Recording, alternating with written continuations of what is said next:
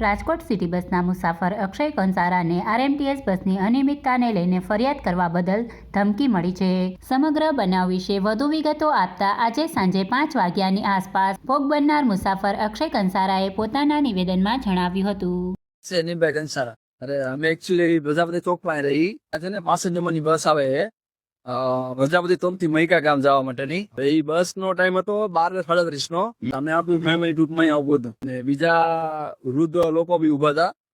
અને બસ નો RRL સાથી કરીને એપ્લિકેશન છે ઓનલાઈન ગવર્મેન્ટ ને હેન્ડરમાં છે. મેં ચેક કર્યું તો બસ હાજરમાં નહોતી. પછી અમે 12 વાગ્યા આવી ગયા હતા ઘરે ને અડધી કલાક ડેટા ત્યાં.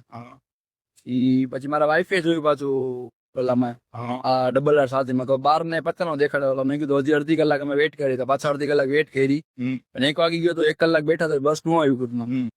પછી અમે RMC માં કમ્પ્લેન કરી અને કમ્પ્લેન કરી વાતચીત કરી સાહેબ ત્રિકોણબાગની બ્રાન્ચ નંબરે પર. પછી અહીંયા ફોન કર્યો, ત્યાંથી એને એ લોકો એમ કર્યું કે તમે એસપી ના પેટ્રોલ પંપ જેમ કે નાના મોહ સંતોભાઈ તમારી ઓફિસ છે ને ત્યાં દી આવે. એટલે અમે અહીંયા એક અરજી આવી છે અને એક RMC કોર્પોરેશન એક અરજી આવી. બે ટોટલ અરજી આપી હતી. અને પછી એના બીજા 2 દિવસ રહીને પછી ફોન આવ્યો હતો ડ્રાઈવર નો કે તમે કોણ બોલો? મેં બોલો ને ભાઈ તમે કોણ બોલો? તો કે આવી રીતે અરજી કરી હતી એમ. શહેરના સિટી બસ